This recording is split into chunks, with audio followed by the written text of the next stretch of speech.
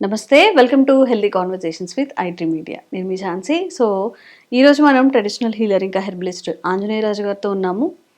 Mineral deficiency గురించి మనం మాట్లాడుకుంటున్నట్లయితే చిన్న పెద్ద అనే తేడా లేకుండా అందరిలో ఈ డెఫిషియన్సీ అయితే వస్తుంది. మరి ఈ మినరల్ డెఫిషియన్సీ ఉన్నప్పుడు మనం పాటించవలసిన జాగ్రత్తలు ఏంటి, ఎలాంటి ఫుడ్ తీసుకోవాలి, మన లైఫ్ స్టైల్ కానీ ఎలా ఉండాలి, దీని గురించి మాట్లాడదాము. నమస్తే అండి. నమస్కారం. సార్, ఎప్పుడు మనం మాట్లాడుకునేది ఫుడ్లో పోషక విలువలు లేవు, మన లైఫ్లో ఉండాల్సిన విధంగా ఉండడం లేదు, లైఫ్ స్టైల్ కూడా చేంజ్ అయిపోయింది, చాలా వ్యాధులకి మనం డోర్ ఓపెన్ చేసి ఉంచుతున్నాం. డెఫిషియన్సీస్ విషయానికి వస్తే మినరల్ డెఫిషియన్సీ కానీ విటమిన్స్ లోపం కానీ ఏదైనా కానీ ఒక ఇంట్లో నలుగురు ఉన్నారంటే నలుగురికి 4 రకాల సమస్యలు అయితే ఉంటున్నాయి. దీన్ని ఎలా భర్తీ చేయొచ్చు మనం ఈ మినరల్ డెఫిషియన్సీ? అంటే అన్ని ఏజ్ గ్రూప్స్ అందరికీ పనికొచ్చేలాగా, ఆడవాళ్ళకి, మగవాళ్ళకి, పిల్లలకి, పెద్దలకి, ముసలి వాళ్ళకి పనికొచ్చేది ఎక్కువ మినరల్స్ తో కూడి ఉన్నది మన దగ్గర ఒకటి ఉందమ్మా. దీన్ని కాయ పోషక యోగా అంటాం. మనం ఆ పేరుతోటి మనం ఆయుష్లో పర్మిషన్ తీసుకున్నాం. కాయ పోషక యోగా. కాయ అంటే శరీరం కదమ్మా హిందీలో, సాంస్క్రిట్ లో తీసుకోండి. ఆ శరీరాన్ని పోషించే ఒక క్యాప్సిల్ అన్నమాట ఇది. ఆల్ ఏజ్ గ్రూప్స్ వేసుకోవచ్చమ్మా. ఇది ఒక 3rd ఇయర్ 4th ఇయర్ కాడి నుంచి వాడుకోవచ్చు. చిన్నపిల్లలకు కూడా ఏముందంటే గొట్టం మింగలేరు కాబట్టి క్యాప్సిల్ దాన్ని తీసేసి ఆ పౌడర్లో కాస్త షుగర్ కలిపి దాన్ని ఒక 2-3 పొట్లాల కింద కట్టుకుని రోజుకు ఒక పొట్లం ఇస్తూ ఉంటే కనుక పిల్లలకి కావాల్సిన ఎక్సెప్ట్ D3 B12 కాకుండా, అంటే ఇందులో ఏమీ లేదమ్మా, మొరింగా ఉంటుంది, అలాగే కొన్ని న్యాచురల్ కాల్షియమ్స్ అయ్యి ఉంటాయి, మినరల్స్ ఉంటాయి. మొరింగా అని మీరు మామూలుగా గూగుల్లో కొట్టి అందులో ఏముంటాయని చూడండి, కొన్ని 100 మినరల్స్ ఉంటాయి. అంటే ములగాకే, అంతకు మించి కాదు. అందుకోసమే ములగాకు అనేది మన వాళ్ళు ఆషాఢ మాసంలో అయినా కనీసం 2-3 సార్లు తెలగపిండి ములగాకు తినాలని ఒక శాస్త్రంలో ఫిక్స్ చేశారు. ఇయర్లీ వన్స్ అయినా అది తింటే అప్పట్లో అంటే ఆహారంలో కానీ అన్నిటిలో సరిపడి మినరల్స్ అన్నీ ఉండేవి. ఇప్పుడు మనం భూమిని పాడు చేసాం కాబట్టి ఏమీ లేవు కాబట్టి ఇది డైలీ తినవలసి వస్తుంది. అప్పట్లో ఇయర్లీ వన్స్ టోయిస్ తిన్నా కూడా ఆ డెఫిషియన్సీ ఏమన్నా ఉంటే రికవరీ అయిపోతుంది అన్న ఉద్దేశంతో ఆషాఢ మాసంలో ములగాకు తెలగపిండి తినాలనేది ఒక శాస్త్రంలో పెట్టేశారు. అలాగే మనకి తినే ఆహారంలో మసాలాలు టేస్ట్ ఎక్స్ట్రా యాడ్ చేయడం కోసం మసాలాలను అలవాటు చేశారు. మసాలాల్లో ఉండే అద్భుతమైన గుణం ఏంటంటేనమ్మా, లవంగాలు, దాల్చిన చెక్క, జాజికాయ, జాజి పువ్వు, ఈ 4 ధాతువులు ఉంటాయి.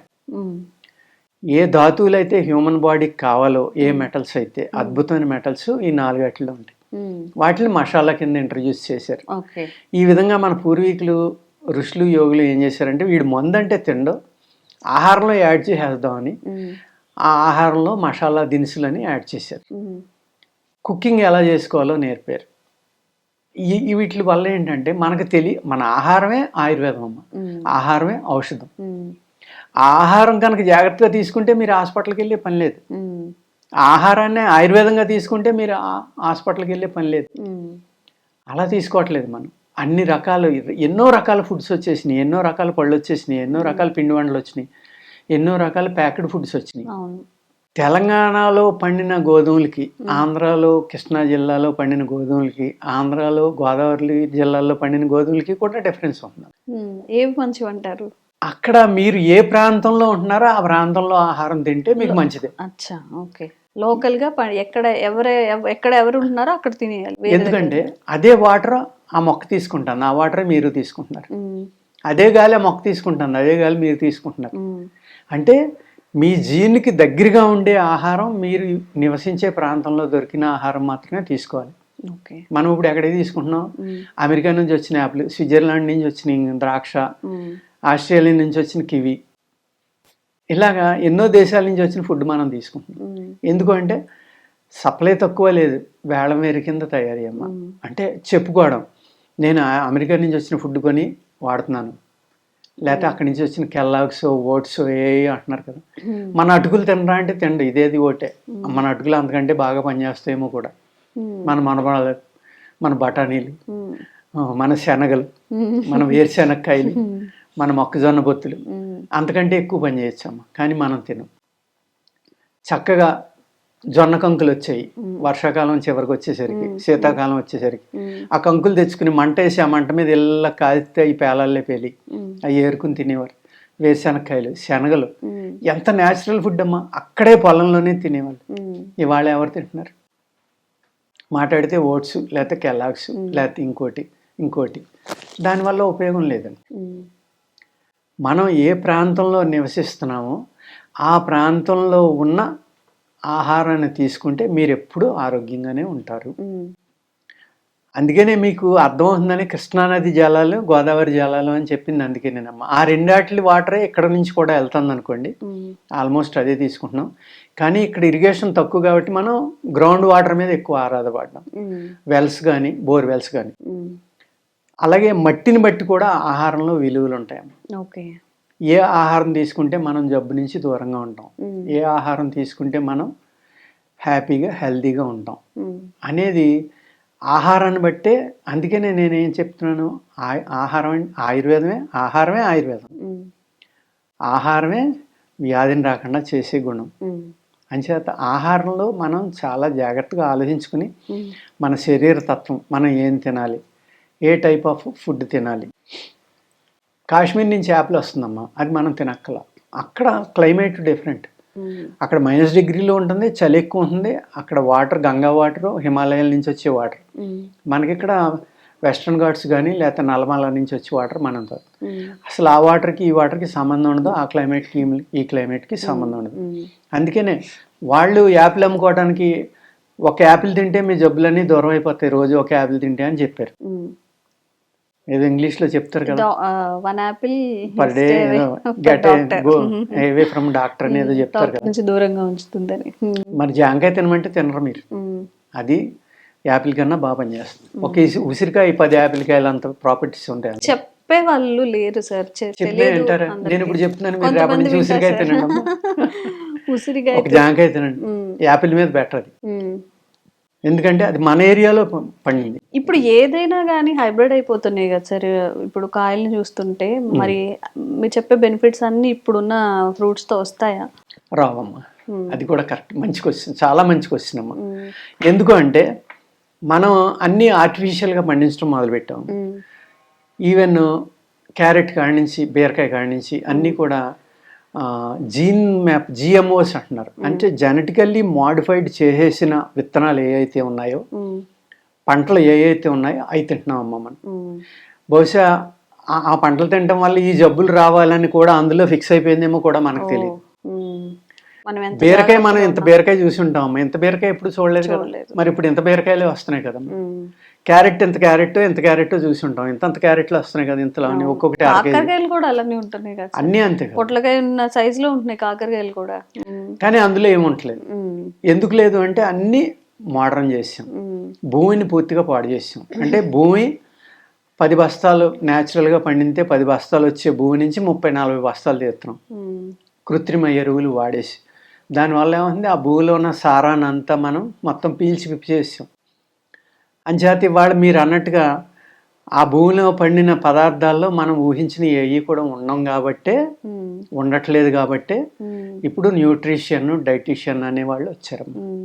ఒకప్పుడు లేరు. ఆ న్యూట్రిషియన్స్ అమ్మమ్మలే డైటీషియన్లు అందరూ వాళ్ళేనమ్మా, మన పూర్వీకులే. అన్ని ఏదో జబ్బు చేసిందంటే ఇలారా ఇది చేసుకో అది చేసుకో తినేసి అని చెప్పేవాళ్ళు. వాళ్ళే అన్ని రకాలుగా. నేను అంచేత ఏంటంటే మనం ఈ నాలెడ్జ్ కోల్పోవడం అనేది, మనం ఫర్ ఎవర్ మనం భూమిని ఒక 10 సంవత్సరాలు వదిలేసి జాగ్రత్తగా మళ్ళీ ఆవులనే వాటినో జంతువులను పెంచి వాటి యొక్క ఎరువులతోటి పండించి ఒక పంటే పండించుకుంటే భూమి మళ్ళీ వెనక్కి రావడానికి అవకాశం ఉంది. అంతే తప్ప ఈ విధమైన ఆహారం తీసుకుంటా వెళ్ళిన నాళ్ళు ఈ జబ్బులు తప్పు, ఈ ప్రాబ్లమ్స్ తప్పు. చిన్నపిల్లల కానించి పెద్దవాళ్ళ దాకా బలంగా ఉండాలి అంటే ఈ ములగాకు లాంటి, అంటే అది కూడా ఎలాంటినమ్మా, మేము తీసుకునేది కూడా మీరు అడిగిన క్వశ్చన్లోనే ఉంది.